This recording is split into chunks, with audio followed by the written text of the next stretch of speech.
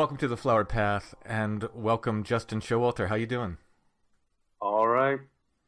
Well, it's good to have you here because with a co-host, we can now cover some of these saint stories. What I was doing in the past is I was having some helpers rewrite these stories. And it's a very time-consuming process, and they were volunteers. It was no one I was able to pay. I was writing some. They were writing most of them. It's just a very time-consuming thing, and I felt bad throwing all these stories at them. But with two people, we can actually discuss the stories. Before we get to the news stories and before we get to this episode, I want to thank the Flower Path patrons. Thank you so much. If you'd like to support the Flower Path, you can become a patron at Patreon. It's patreon.com/theflowerpath. All patrons get commercial-free versions of the show, while Rose and Orchid tier patrons get exclusive episodes, other bonus content, and shout-outs on the show. Orchid tier patrons get monthly merch mailings as well. If this sounds good to you, check out the options at patreon.com/theflowerpath, or go to theflowerpath.com and click the support button there.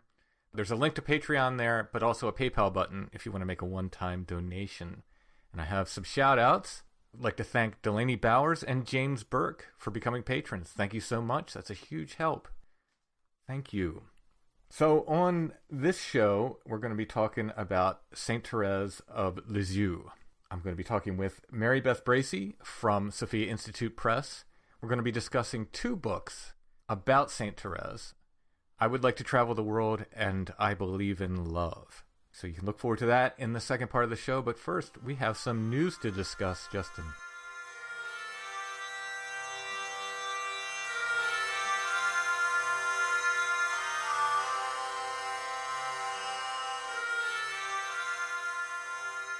Let's start with a news story from December 18th about the blood of Saint Januarius. It miraculously liquefied again in Naples.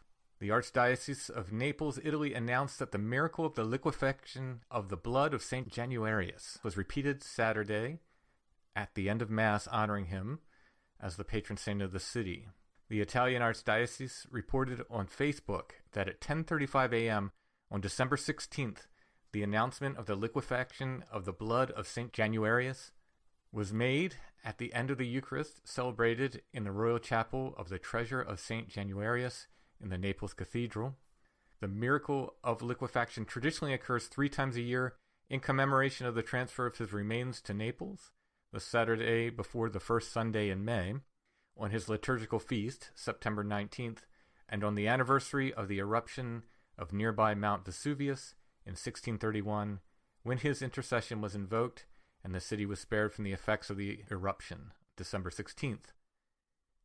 However, on November 23rd, the miracle also reportedly occurred after Ecumenical Patriarch Bartholomew held the relic on a visit to the Naples Cathedral. The event was confirmed in an email to the National Catholic Register, CNA's sister partner, from the General Vicar of the Orthodox Diocese of Italy, Father Vissarion Vaqueros. And that is from the Catholic News Agency from December 18th, 2023. You're the one who pointed me to that article. Yes. It was just something that came up, and it's the neat miracle. It's something that you hear about often, and I recall you would see news media about it every now and then, and it's a cool thing. Oh, it's super cool. There's a picture at the website on Catholic News Agency, CNA, where they're holding up the reliquary. I didn't know it was that big. I thought it was like a tiny little vial of blood. It's quite a big, it's almost like the size of a monstrance. Yeah, I mean, you can see the liquefied blood. It's like half the size of the guy's head. Yeah. And it looks like you can see like kind of the blood is like in the center there, kind of moving around a bit. That's what it looks like, yeah. That's cool. Yeah, this is on one of my places I'll probably never get to, but I'm going to put it on the list of places I'd absolutely like to see. Definitely would like to see that. That's been in there since, let's see, do they give the date that that's been in there from? Well, it's been at least since the 1600s, because they said... Yeah, I was just going to say, I mean, and I know that when I was writing my article about this instance and doing some research on it, they mentioned that Pope Francis made a visit to this relic, and it liquefied when he picked up the reliquary and such. That's amazing. That's just stunning. How does that happen? Other than a weird miracle, it reminds me of like the Incorruptible Saints. It's just, how does that happen? Yeah. On the cover of the book, The Incorruptibles, which is about these saints who have, incorruptible, for those who don't know what that is, their bodies after death do not decay or rot in the same way that other bodies do. Some are perfectly preserved. Others are sort of mostly preserved or more preserved than would be expected. I guess there's different levels of incorruptibility. But on the cover of that book is a picture of Saint Bernadette, who died in the 1800s. I mean, she looks like she's asleep. Oh, yeah. Yeah. It's such a stunning thing. And I don't know how to explain this stuff other than you just say miracle, Saint Jacinta is one that I became aware of through your Fatima program with Brother Richard. He mentioned that, and that there was a photo of it, and I just had no idea that she was an incorruptible too. And sure enough, you can see pictures of her in the casket, like when they're unearthing the body. Yeah, I think she was exhumed in the 50s, so she would have died in, 1918 or so? Yeah, her and Francisco, it was like a year after Fatima. Yeah, they exhumed her in the 1950s, and yeah, she was incorrupt as well.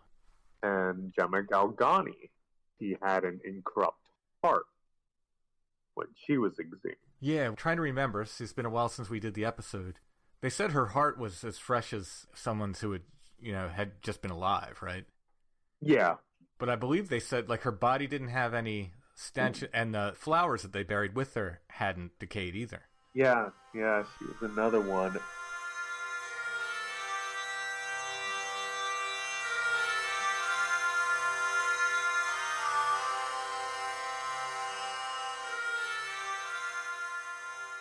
So the next story I wanted to cover is about Saint Elizabeth Ann Seton, also known as Mother Seton, who was the first U.S.-born saint. This article comes from the National Catholic Register. December 12th, 2023, a few days before the Feast of Guadalupe, when this was written. Yes. This article is about the first image of Our Lady of Guadalupe in the United States was likely owned by Mother Seton. Saint Elizabeth Ann Seton is known for many firsts. She's the first homegrown American saint. She started the first congregation of women religious founded in the United States, and as almost every U.S. Catholic knows, she was a pioneer in Catholic education. Now one more first can be added to the list. She was likely the first person to display an image of Our Lady of Guadalupe in the U.S. In the newly opened museum at the National Shrine of St. Elizabeth Ann Seton in Emmitsburg, Maryland, hangs an 18th century painting owned by Mother Seton's religious community of Our Lady of Guadalupe, one of the world's most recognizable, venerated, and reproduced images of the Blessed Mother. Emmitsburg is an amazing place, but I've actually never been to the St. Elizabeth Ann Seton Shrine. Hey, you're close by. I know, it's not that far away, but whenever I go there, I always go to, they have the Grotto of Lourdes, and I always end up going there, and I spend so much time there. It's so beautiful. They just have these amazing grounds and chapels, and sometimes they have mass there, and I'm so involved in everything there that I have never actually taken the time to visit the shrine of Elizabeth Ann Seton, so I have to go. That's on the list of things that I can accomplish and will be accomplished. Continuing with the article, they said more than 20 million pilgrims annually visit the Basilica of Our Lady of Guadalupe in Mexico City to gaze in awe at the miraculous Marian depiction displayed on St. Juan Diego's tilma. Far fewer people will trek to the Seton Shrine in Emmitsburg, but for those who know and love Mother Seton, the image of Our Lady of Guadalupe that she has owned is evidence of her dynamic faith that created new paths of evangelization in the United States. New research from the Shrine and University of Notre Dame professor Tim Matuvina, who specializes in U.S. Catholic and U.S. Latino theology and religion, shows that the saint's painting is the first known image of Our Lady of Guadalupe to be publicly venerated in the United States. The discovery sheds new light on the spread of the devotion to the 16th century Marian apparition in the U.S. and insights into Mother Seton's life and legacy. I really, really have to do a show on Our Lady of Guadalupe. It's one of the most stunning apparitions. I think it's because the image is so ubiquitous, right? At least where I am. I see it everywhere. I mean, I get too. I mean, here in Atlanta, I mean, we have a large Mexican, South American population. Honestly, it's one of my favorite things that, they are like Catholicism is so much more a part of their culture and faith and very open about that. Like, you can find this image reproduced all over and such, get candles of it, blankets of it, Yeah, you yeah. know. And so I like it that it's a very accessible Marian image. I actually found graffiti of this image once inside a home we were looking at buying. It was funny. It was just like, I guess, a garage or something. The property was abandoned for a long time, and I'm going around with a flashlight, and then in there I see this image. Somebody did graffiti of the Guadalupe, Our Lady of Guadalupe. I was just like, Wow. if you have graffiti, Yeah. that's some good. I think because it's so ubiquitous, I just didn't look into it. Like, I sort of knew the basics of the story, but I didn't know how amazing it was. And the fact that tilma still exists, and it should not. The material they made from it just rots away. It doesn't stay. And that thing has been through explosions, and people have been handling it. I mean, not anymore. They keep it, well protected now, but for many, many years, decades, people were handling it and touching it and everything. There's no way that thing should exist, and yet it does. It's amazing. I find it interesting that St. Elizabeth in Seton had a copy of it because, I don't know, I just feel like, what does it say? This was 1811. Yeah. You would kind of think that maybe at that time, like, it might be seen as more, oh, this is a Mexican thing, this or something like that. And she's up there in Maryland. I don't know. It just interesting. Now, like, maybe not right away because I think it is a few centuries. When did the apparition happen? I want to say that was in the 1600s. Yeah. At least by then, it just shows that it's already a devotion that's spread. Yep. Not just a local thing. Back to the article, it says, the origins of the paintings, what we know about Mother Seton's image of Our Lady of Guadalupe begins on June 5th, 1811, 2 years after she moved to Emmitsburg. On that date, she wrote a letter to her friend and benefactor, Matthias Oconway, expressing her gratitude for a $200 painting of Our Adored, referring to Our Lady of Guadalupe, that, quote, makes our humble chapel look really like a chapel, unquote. The image was eventually placed prominently over the altar in the Sisters' Chapel, according to a note on the painting's back.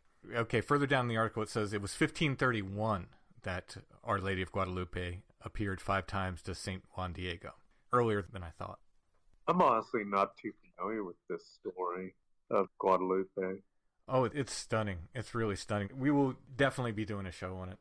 As I said, that tilma should not exist. There's no way. And then I found recently that the stars on her mantle actually confirm to certain musical notes and make this really beautiful song when played. Is the chances of that happening, because people have taken other images of Our Lady of Guadalupe where they didn't really copy the stars exactly as they appear on the original. They just, randomly put stars on, and they don't make music. It makes chaos.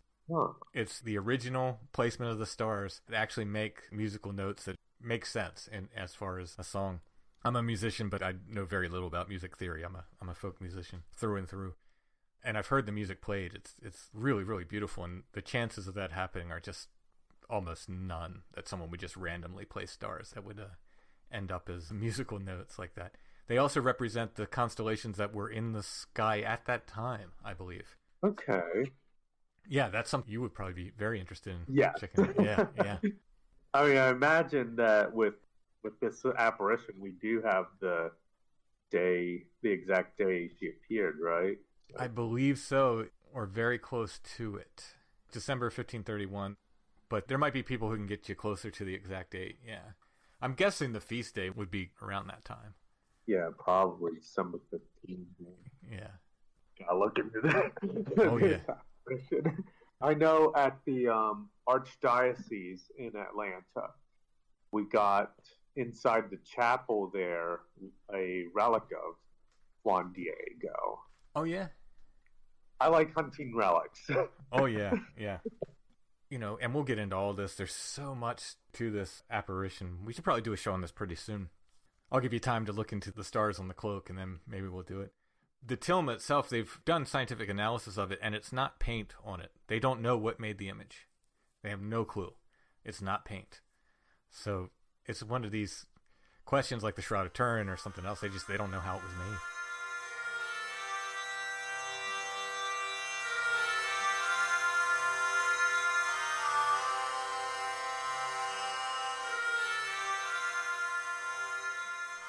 Our next story comes from the Catholic Sun, the official news source for the Diocese of Phoenix. And the article is, Pope advances sainthood causes, including of a saint's brother. This is from December 19th, 2023. Pope Francis advanced 8 sainthood causes December 14th, including the cause of Saint Gianna Beretta Molla's brother, Capuchin Father Alberto Beretta, who died 3 years before Saint John Paul II canonized his sister. Father Beretta, who died in 2001, was a physician, like both Saint Gianna and their only surviving sibling, Canossian sister Virginia Beretta. He was a missionary to Brazil for 20 years until partial paralysis from a stroke led the Capuchins to bring him back to Italy.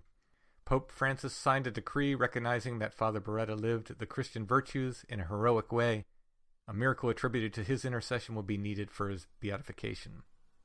During a meeting with Cardinal Marcello Semeraro, prefect for the Dicastery for Saints' Causes, the Pope signed decrees recognizing the miracles needed for 2 beatifications: Mexican missionary of the Holy Spirit, Father Moises Lira Serafin, who lived 1893 to 1950 and founded the Missionaries of Charity of Mary Immaculate, and Spanish Discalced Carmelite Sister Ana de Lobera Torres, who was born in Spain in 1545, was a close collaborator of Saint Teresa of Avila, and died in Belgium in 1621.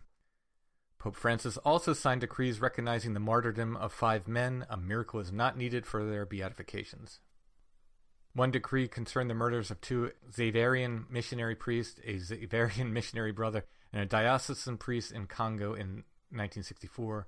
Simba rebels who had taken many priests and nuns hostage shot Xaverian brother Vittorio Faison, I'm sorry about my pronunciation, I'm sure I'm butchering this, and Xaverian father Luigi Carrara in the village of Baracca before driving to the congregation's mission in Fizi and killing Xaverian Father Giovanni Didoni and Father Albert Joubert, a diocesan priest. The 5th martyrdom recognized in the Pope's decrees December 14th was that of Jan Havlik, a Vincentian seminarian in Slovakia in the 1950s and 1960s, when the communists were trying to suppress all religion. Havlik, who first entered the seminary in 1950, was arrested twice for being a seminarian and studying theology. Eventually sentenced to 10 years hard labor, he was sent to work in a uranium mine. Later, another year was added to his sentence for evangelizing among the prisoners. Broken from torture, work, and malnutrition, he died in 1965. The Pope also signed separate decrees recognizing that Ernesto... that was tough. Guglielmo Cufino Ubico and Francesca Lancelotti led lives of heroic Christian virtue. Cufino, a Guatemalan, was a pediatrician, director of Caritas Guatemala, a husband and a father of 5 children, and a member of Opus Dei. He lived 1899 to 1991. Lancelotti, who lived 1917 to 2008, was a wife and mother of 3 children who was known for her generosity to the poor, her spiritual counsel to anyone who sought her advice when she lived near Potenza, Italy, and later in Rome. So these are people that are on the way to sainthood. I always like to do these articles because it gives us a preview of people we might be talking about in the future. Yeah, I don't know. I just think it's wonderful, beatifying and canonizing people. Oh, yeah. And I have to say, I wasn't giggling at the poor fellow who was sentenced to torture. I was laughing at the ridiculousness of, he was sent to work in a uranium mine because he was religious. I was laughing at the ridiculousness of that notion, and yet it happened, and it still happens all over the world. Yeah, and I mean, to me, the ridiculous part that I snickered at is added another year to his sentence for evangelizing. yeah, among the prisoners. Yeah, I mean, he lived his faith and unfortunately died his faith, but he's being recognized for it. Yeah, that's what these saints are for, and that's what I find really encouraging. And And I just love hearing about these new saints and beatifieds and Oh, yeah. such. It shows that the church is recognizing people from all these different parts of the world and different walks of life. I've gotten the question a few times about how many saints there are, and I think some people just get this idea like there's a dozen of them at most. Right. When I looked up the number of how many canonized saints, it's thousands. I've seen some numbers as high as 30,000. Yeah, which I think it's stretching how many is canonized, or maybe there are that many canonized. I don't know, but I mean, just 30,000 saints. I mean, the more I look at, the more that does sound about right. When I started the Flowered Path, someone told me, you're going to run out of saints. And I just say, no, I'm not. Not if I did a show every day. I'll never run out of saints. Yeah.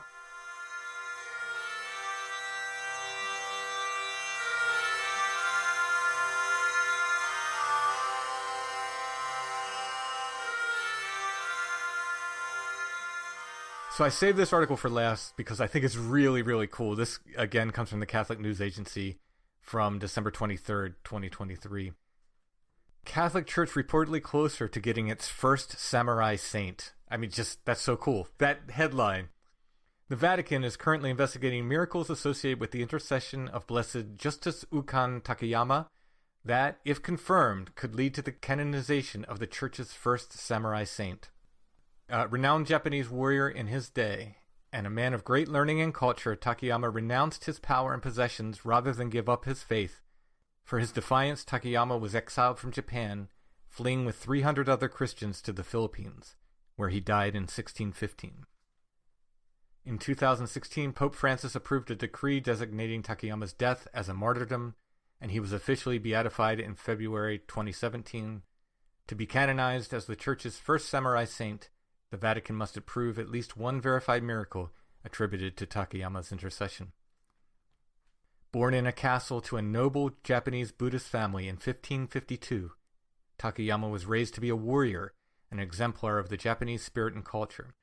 The Takayama were daimyo, members of the class of ruling feudal lords who held vast estates and were entitled to raise armies.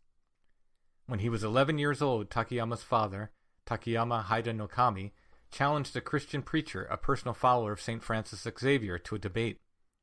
Though Takayama's father had intended to put an end to the Christians' proselytizing, he ended up being so impressed with the Christians' arguments that he converted to the faith along with his son. Thus Takayama was baptized as a Catholic at the age of 11, and despite being caught up in wars and political upheaval, he and his father were able to use their influence to support missionary activities in Japan, serving as protectors of Japanese Christians and of the missionaries. According to writings of missionary priests, Takayama spent long hours in prayers and meditation throughout his life, especially in his later days when the Japanese persecutions were worsening. After years of missionary growth, a brutal persecution against the Catholic faith broke out under the rule of Japanese Chancellor Toyotomi Hideyoshi. Hideyoshi called on all Japanese Catholics to abandon the faith or face consequences. It is said that Hideyoshi even crucified Catholic men and women to make an example of them. Wow. Despite years of loyal service to Japan as a warrior, general, and feudal lord, Takayama was faced with the ultimatum of either renouncing his faith or his feudal power. According to the Filipino organization, the Lord Takayama Jubilee Foundation, Takayama was willing to obey his feudal superiors in all things, except when it came to his faith. He chose to give up his power, rather than denounce his God. For this, Takayama was stripped of his rank and authority. He continued to live in poverty in Japan for a few years longer, but the persecution only continued to get worse. In 1614, Takayama and some 300 other Christians were exiled from Japan. Takayama led the group to the Philippines, where they were able to practice the faith freely. Takayama's time in the Philippines was to be short, however, as he died 44 days after arriving on February 4th, 1615, reportedly due to the weakness caused by the maltreatments he suffered in his homeland. His final words were to call his grandchildren to stand firm in the Christian faith. I wish they said what the miracle was that was approved, but that is such a cool story. I'm always impressed by the Asian Catholic converts during these times centuries ago, because you're looking at it's an alien religion, and I mean, just especially in China, like I'm going over the Chinese martyrs right now, and I mean, you're looking at just such a conformist society. I'm trying to think of what the actual term is that people who study culture use. Like, there's just no wiggle room. I had a Japanese friend who explained it to me in a metaphor. She said, the nail that sticks out will be hammered in. Oh, yeah, yeah. That's the way she explained Japanese society to me. And that's today. So you can imagine in the 1600s, it was probably quite worse. Yeah. And they were suspicious of influence of outsiders as well. They were already very, very suspicious of Westerners in general. So I'm sure when they're, people are converting people to their religion, it's quite a problem for the authorities, let's say. I wish they had a picture of him on the article. Yeah. I wonder if there is any. I'm looking at the Lord Takayama Jubilee Foundation website now. And it says here that the miracles haven't been proved yet. They're still under investigation. Okay. So I'm wondering if maybe that's why the article didn't say what they were. Maybe they don't have all the information. Okay. All right. Okay, so they have one painting of him. It looks like it's quite an awesome image, honestly. He's kneeling in his samurai robes as if he would be holding a sword, but he's actually holding a crucifix. It's really, really cool image. Sort of the typical kneeling samurai thing, but, instead of a sword, he's holding a crucifix. It's quite amazing, really. Oh, I see that now, yeah. We'll see if we can find out more about him. Maybe we can do a show on him as well, because he's super interesting. Such a cool story. So we may soon have a samurai saint. Yeah, he's a blessed. Yeah.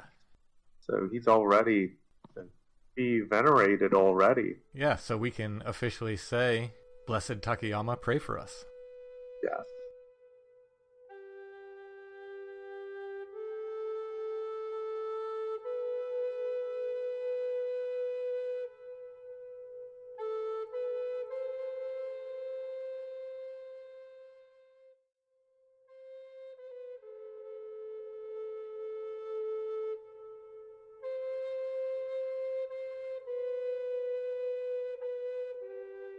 All right, now I'm going to talk to Mary Beth Bracy about Saint Thérèse of Lisieux and these two books from Sophia Institute Press, I Would Like to Travel the World, and I Believe in Love.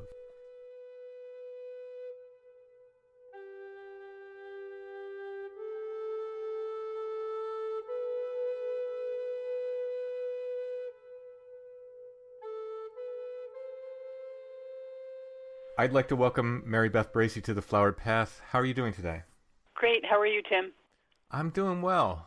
We're going to talk about two books on the wisdom and legacy of Saint Thérèse of Lisieux. I Would Like to Travel the World by Bishop Guy Gaucher. My French is bad, so you might have to help me here. And I Believe in Love by Father Jean C.J. Delbé. Is that right? Yes. All right. Before we get into that, can you tell us a little bit about yourself? Sure. So I am a consecrated virgin for my diocese in Ogdensburg, New York.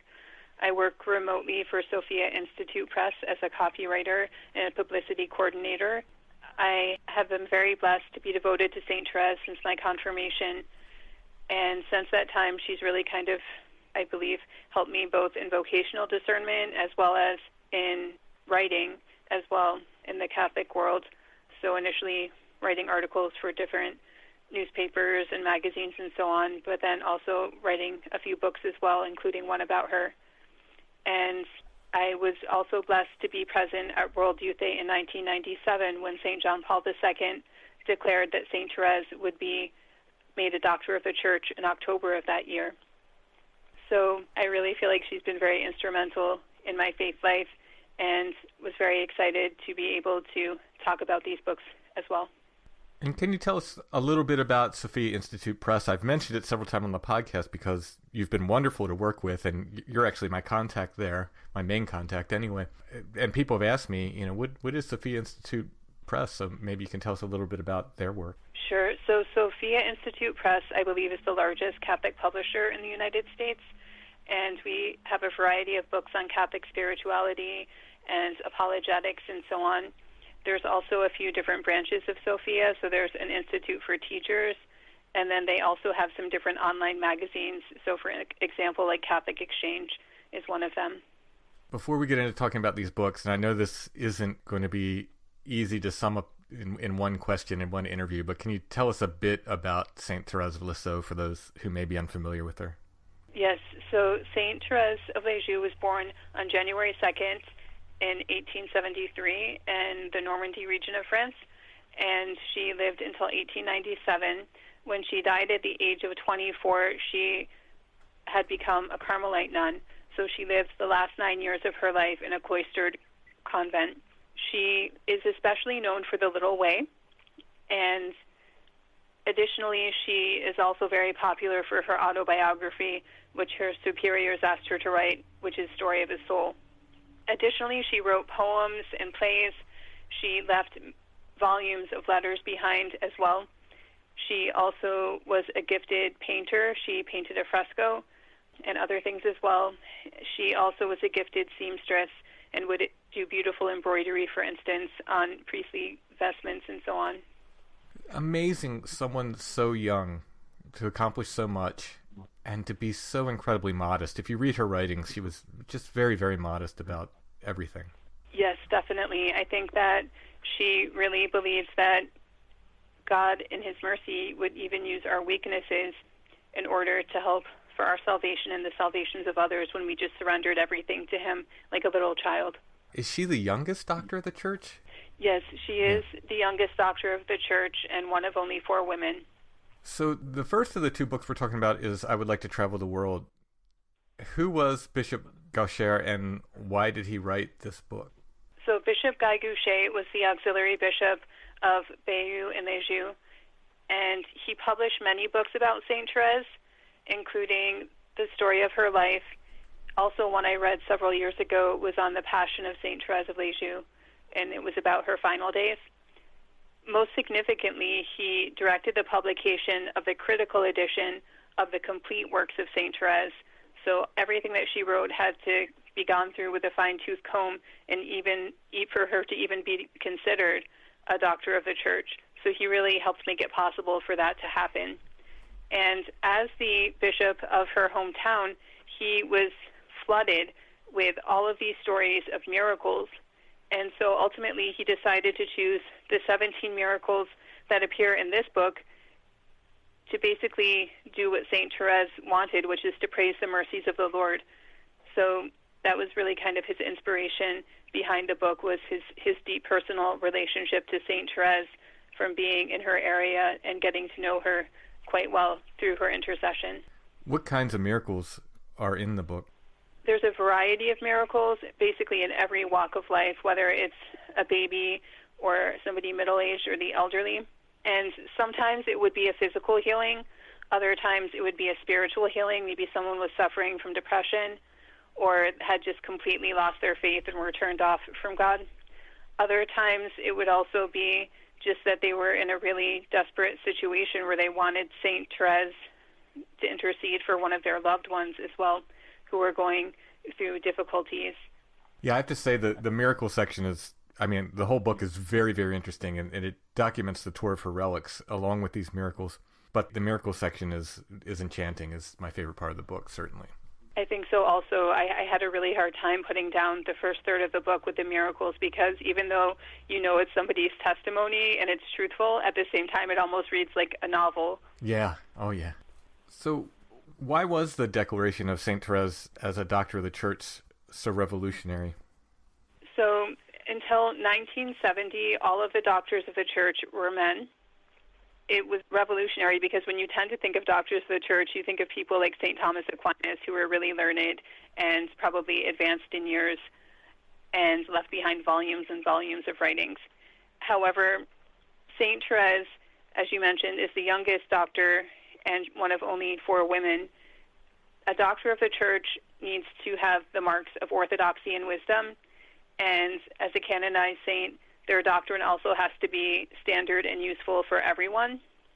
So her writings were critically examined and went through all these different examinations through the doctrine of faith and so on and so forth. And Pius XI called Saint Therese a word of God for the world and said that her little doctrine of confidence and love is universal and accessible to all. So it's really amazing that a 24-year-old would basically be declared a doctor of the church, but even esteemed theologians, I learned, compared her thinking to Thomas Aquinas. For instance, like Garrigou-Lagrange and von Balthasar compared her thinking to St. Thomas Aquinas.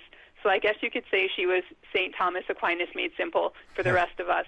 Like I said, it's just stunning, everything that she was able to accomplish in such a short life. Very, very inspirational. Definitely. I guess it kind of is always a reminder and a lesson to me that if I give God permission, he can do amazing things. Amen.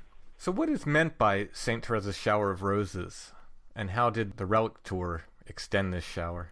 So when we talk about the shower of roses, it's talking about different types of miracles that are basically obtained through St. Therese's intercession. And the Bishop Goucher, also referred to the storm of glory or the shower of roses. This is really evidenced in both the first section of the book as well as in the relic tour, because St. Therese actually said that her desire was that she had the vocation of an apostle and that she wanted to preach the gospel simultaneously on all 5 continents and to the earth's remotest isles. So a lot of people kind of scratch their heads and they say, how could a 24-year-old who lived in a cloistered convent and didn't leave there for the last 9 years of her life do something like this? But you can really see through the different testimonies in this book how she had done that, because at the time the book was written, she had already gone to dozens of countries and millions of people had venerated her relics. Sometimes it would be quite, quote-unquote, by accident, because somebody may have just been walking down the street and seen a crowd and started to follow it and suddenly realized that they were in the presence of St. Therese's relics, and maybe they offered some sort of prayer or a request that they were looking for, and they experienced St. Therese's intercession. And it was really quite striking to me also how it wasn't simply that people prayed before her relics and it was like a one-and-done deal. Once St. Therese starts to intercede for you, she really works in your life in marvelous ways. So sometimes people would be going to confessions in the middle of the street, or there would be all-night Eucharistic adoration vigils or rosaries, or people would be singing St. Therese's poetry in the middle of the street. So at first people kind of said, is anyone really going to come out? Does anyone even know what a relic is anymore?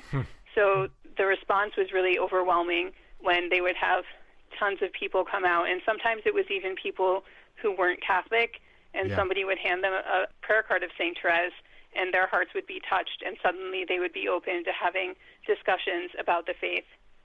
Another thing I found really striking is how her relics not only visited churches, but also they would bring her relics to hospitals and retirement homes, to monasteries, seminaries, prisons. Yeah, even Dachau concentration camp. Crowds gathered wherever the relics stopped. I think the book counted several dozen million people had visited the relics by the time the tour was over. Why do you think St. Therese is so popular today?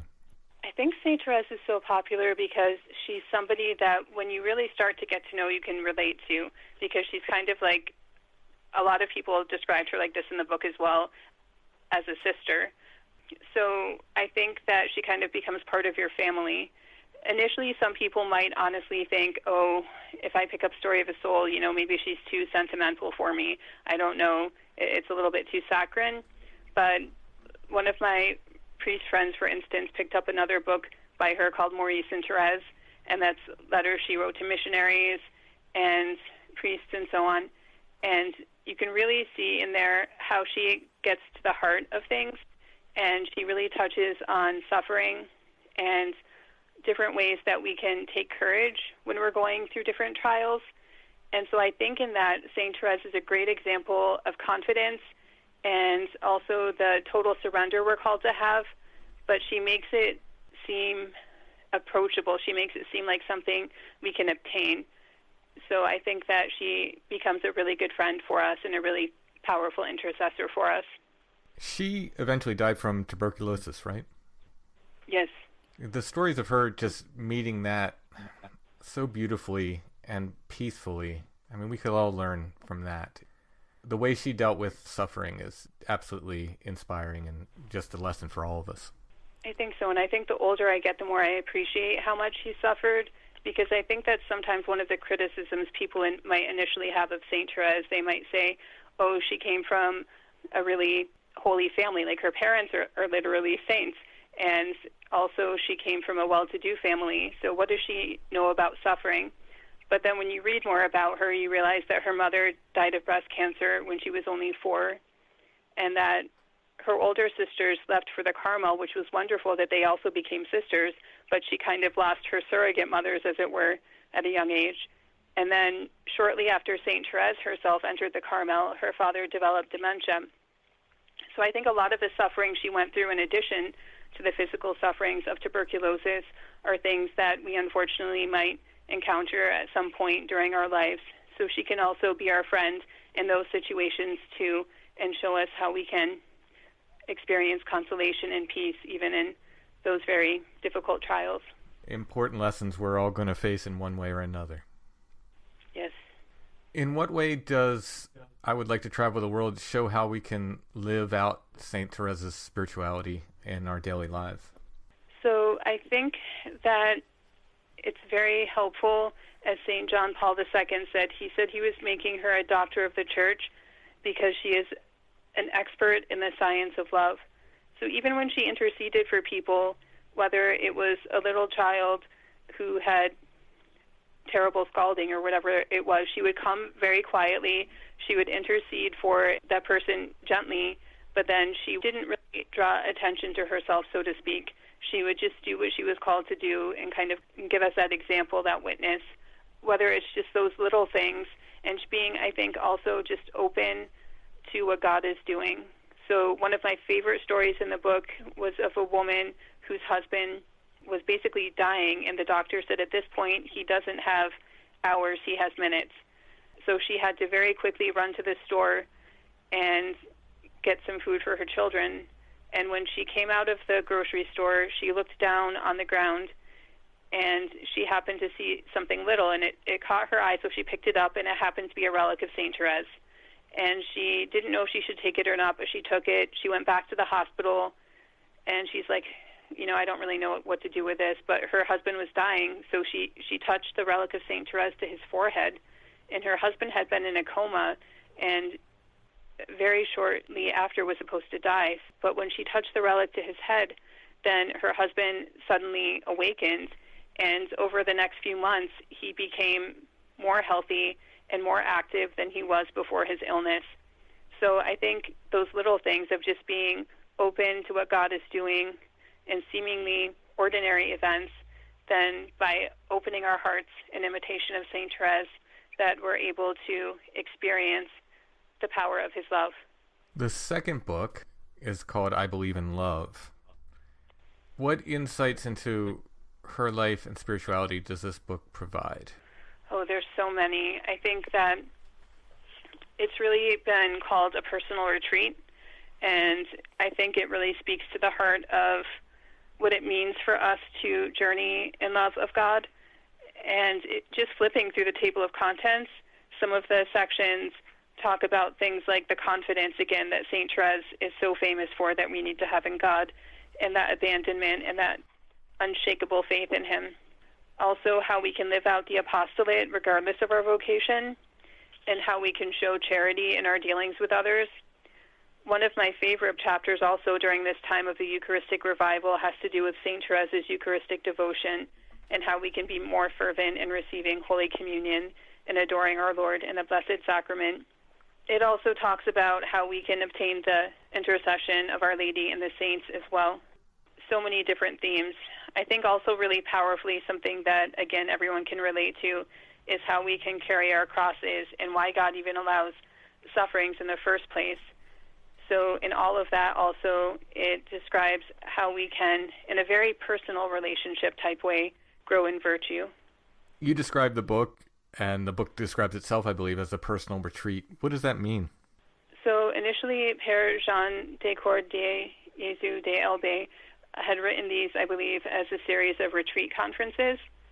And so I think it's something that you can literally pick up, and you might go through the book very slowly.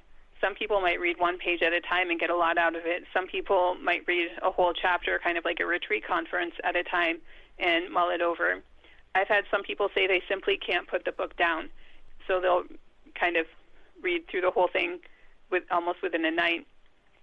I've had some people who said that for the reasons I mentioned before, they just didn't really buy into Saint Thérèse because they thought, what does she know about life or suffering?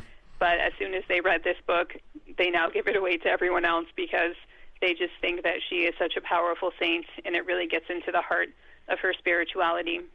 So I think that regardless of your situation or how much time you have on your hands, it will really speak to your heart in a powerful way. Was the text based on talks from actual retreats?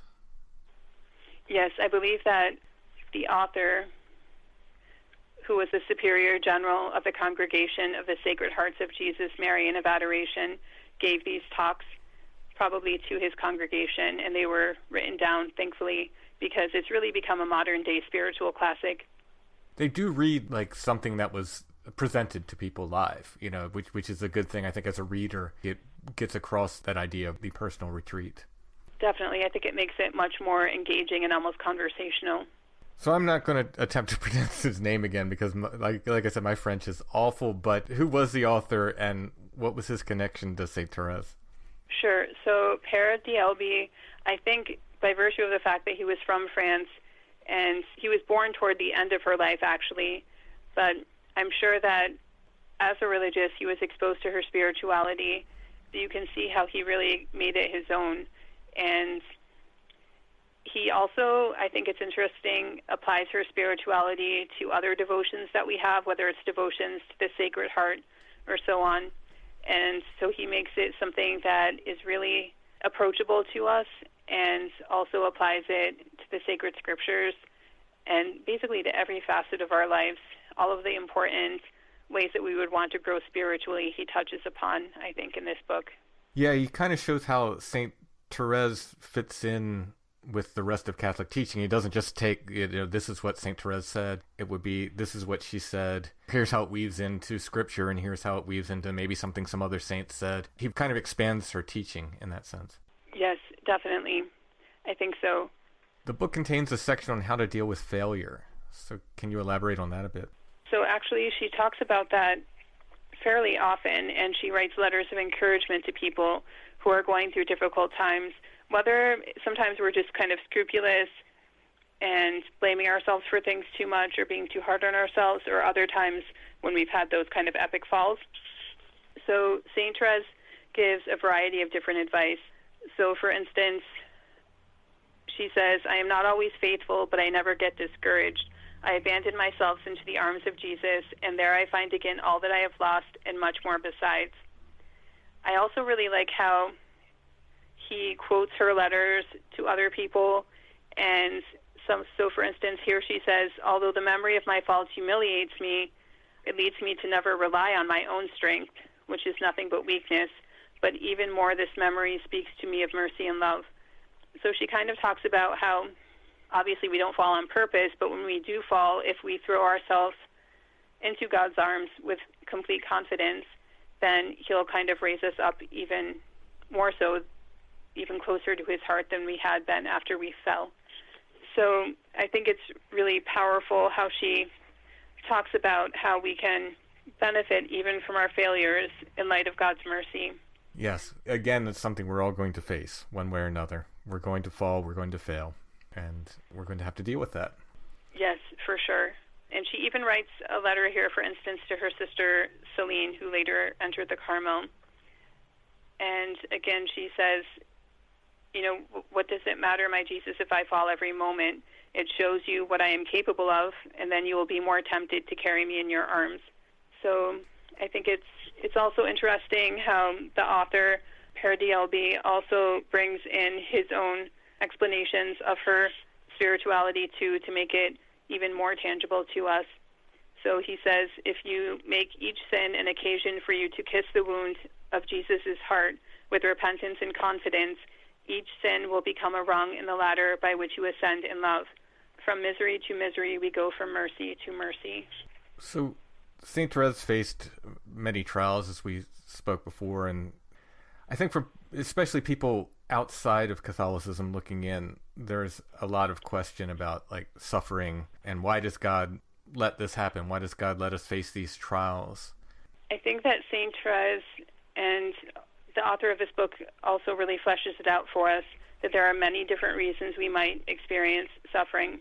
Ultimately, everything in our lives, even when it doesn't seem like it, even when it seems like everything is confusing and dark and hopeless, everything in our lives is bringing us to greater union with God if we entrust ourselves to Him. So part of suffering is to help us to trust on God more and to rely on Him more. Additionally, when we suffer, I think it makes us a lot more compassionate toward others, so it really helps us to learn more empathy for others as well. It gives us an opportunity to make reparation for our own sins and also to atone for the sins of others. So like St. Paul said, we help make up what is lacking in the sufferings of Christ, as it were. And also it helps us to prepare for our everlasting glory, face God in heaven. So all of these different things the author really fleshes out in this book. And I think that it's really striking. Again, we see the witness of Saint Therese, and we see how she was willing to entrust herself totally to God in all of the different trials that she faced. And even when people treated her poorly, like sometimes, unfortunately, in the convent, I guess just like in any other situation we might find ourselves in life, there are people who are not always kind to others. So some of the sisters knew, for instance, that she wouldn't complain. So when it came to dinner time, if they had leftovers that were kind of disgusting, they would give them to her. Like they would, if they were having fish, they would give her the fish heads, and they knew that she wouldn't complain. Or another time, not too long before she died, she could hear some of the sisters talking in the window near her in the infirmary and saying something to the effect of, "What are we going to put in her obituary? She didn't do anything remarkable in her life." So Saint Therese kind of had to sometimes deal with the same things we might need to in our day-to-day life when people aren't always considerate or are uncharitable. And she surrendered those things to God, and she used them as opportunities to atone for any sins that she may have committed, but also for others as well, to work for the salvation of souls, which she thought was her greatest desire. Very, very simple lessons, but difficult to enact, and something that is greatly missing in the modern world. I think we get entranced with this idea that we should always be comfortable. Everything should always be perfect for us, and again, it's not going to be. We're going to suffer in life. We're going to have these problems. And these teachings are there to help us deal with it. Not everything's going to be solved by turning on the TV or, whatever modern, solution may be. It's just not there. So I think it's very important that these teachings exist. And I think the modern world could really use some turning back to this kind of thought. Definitely, I agree. So I think that, as you mentioned, none of us is going to get out of life without suffering. So I guess like Archbishop Fulton J. Sheen said, that the saddest, the most tragic thing is wasted suffering. So we really learn from Saint Therese, and especially in this book, how we can unite our sufferings to the sufferings of Christ so that it isn't wasteful, so it helps us not only to attain heaven, but also those around us as well. And it can also be, as in the situation of Saint Therese, that your suffering could be helping someone else on the other side of the world that you've never met before.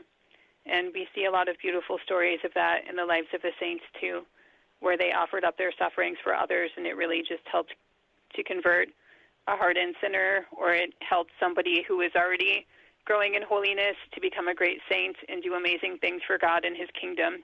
So we can be missionaries like Saint Therese, even if it is from the basement of our home, when we offer up those little things or those sacrifices and prayers to God for His glory and the salvation of souls. I know we were talking about the two books here today, but do you want to mention some of your other books, Mary Beth? Certainly. So I've written a few other books. Most of them are centered on the Holy Eucharist and the saints. The first book I wrote was called Behold the Lamb, and I wrote that actually in the year 2000. And that particular book I did, in fact, dedicate to Saint Thérèse. And I think that one way God has always spoken to my heart is through music. So in that particular book, I took modern-day song lyrics, whether it was from the 1960s or something closer to our time, and I basically said, how is our Lord speaking to me through this? And so I interspersed it with scripture and with reflections on the Holy Eucharist and God's great love for us. And then in the second book I wrote, which is called Bread of Life, it's a collection of Eucharistic quotes for every day of the year. And for each month, there's also a different reflection, primarily centered on the Holy Eucharist. But for instance, it depends on the month as to the devotion. So whatever the month is dedicated for. So in May, it might have to do with the Holy Eucharist and Our Lady, for example. The next book I wrote was Stories of the Eucharist, which I co-wrote. And that book goes through the lives of several different saints. And it's something that even like a first communicant could read. And you could also use as a coloring book. But also it's something that teachers and parents really enjoy as well, because they're able to learn about the saints and their devotion to the Blessed Sacrament too. My most recent book was actually about Saint Therese's spirituality. So The Little Way to Healing Love, the Stations of the Cross through Saint Thérèse of Lisieux. And I think that writing can be very cathartic. And so I was just thinking about different losses and things I had gone through, I believe, when I started writing the book. And I looked at Saint Therese's life and her writings and thought about the different ways that she was suffering and kind of how I could align them, as it were, with the Stations of the Cross. So the book, in addition to kind of having like a heartfelt prayer in the beginning, kind of like, you know, God, I want to grow closer to you, but I don't know about this suffering business. And then there's kind of like a response that our Lord gives us from the scriptures, and then an example from the life of Saint Thérèse, and then ultimately a quote or a poem or something from her at the end as well. You also keep a blog called The Little Way? Yes, that is correct. So, again, inspired by Saint Thérèse, I started a blog where you can see examples of my writing, because I do write very often for various Catholic publications too. So you can see some samples on there or links to things I'm working on too. And where can people pick up I Would Like to Travel the World and I Believe in Love, the two books we were talking about today? They can obtain it through sophiainstitute.com or any place where Catholic books are sold. I'll make sure to put links in the show note for that, and as well as to your blog. I want to thank you for taking time to talk with me today, Mary Beth. Thanks so much. Thank you very much, Tim.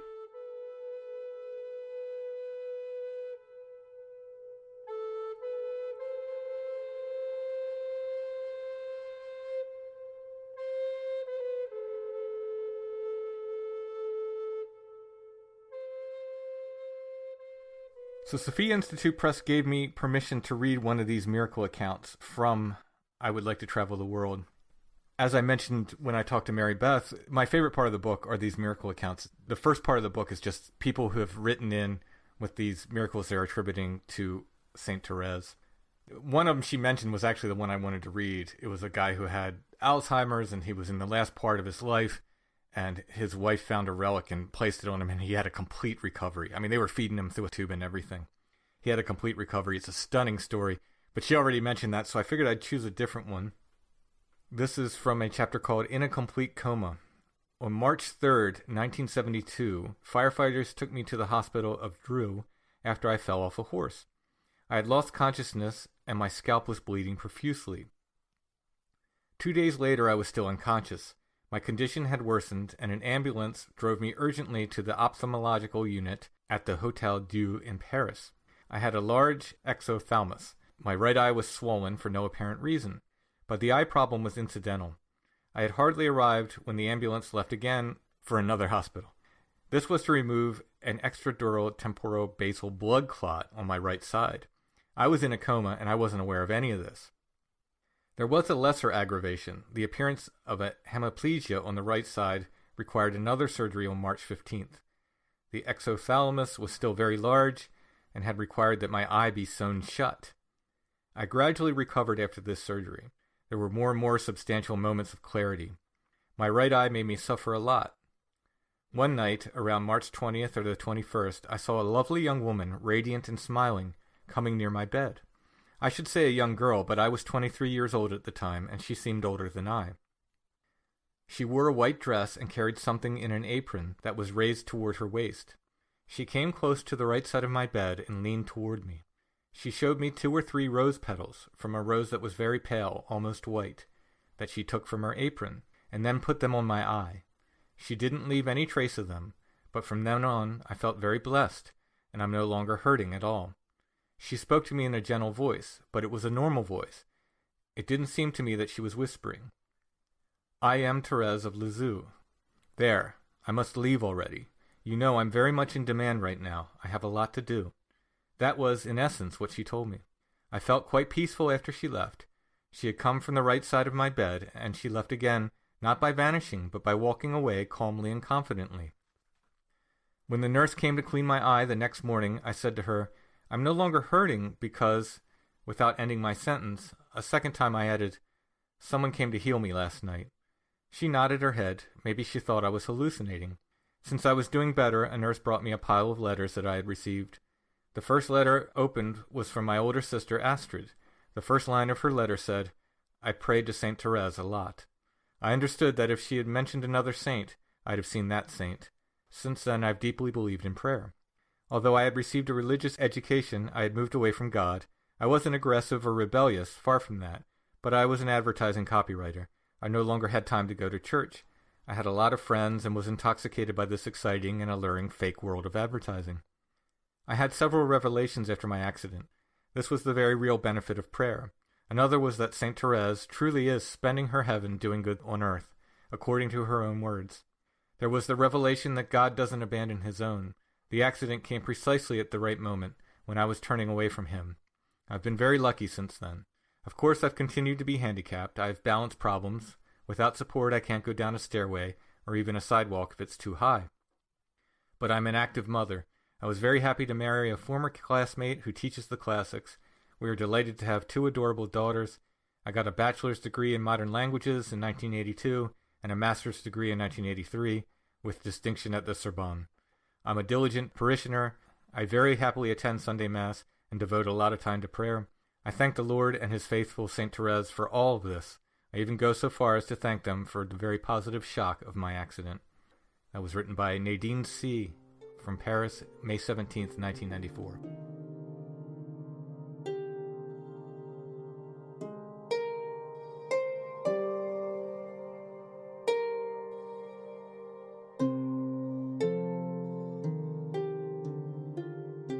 Well, that's it for this episode. Thanks, everybody, for listening.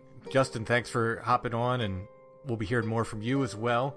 I'm happy to have somebody to do this with me. And in fact, next episode is going to be on St. Perpetua from research you did and a reading you did as well. So we can look forward to that. And if you like what you hear, please subscribe and follow wherever you're listening. If you feel inclined to leave a nice review, that would help as well. If you would subscribe to the Flower Path YouTube channel, even if you don't listen there, that would help. We're trying to build up our subscribers there. I want to mention the Etsy shop. Our shop name is Lost Grave. There's a Flowered Path section there at Etsy. There's always links in the show notes to this. We should have Flower Path t-shirts back in stock soon. They were supposed to be finally redone at the end of 2023, so they should be in my hands soon. Also, paracord rosaries. I have a lot of them there. The Mary bandanas, I only have a few left, so pick them up. I'll probably do another design when they sell out. And Petals and Thorns, the little Catholic ephemera zine. The 10-inch lathe cut record by the Forest Beggars is there. Kind of Catholic devotional folk music. And more. So go ahead and check that out at our Etsy shop. Again, the shop name is Lost Grave, and there's a section for the Flowered Path that has all that stuff in it. We'll be back soon with more Flowered Path.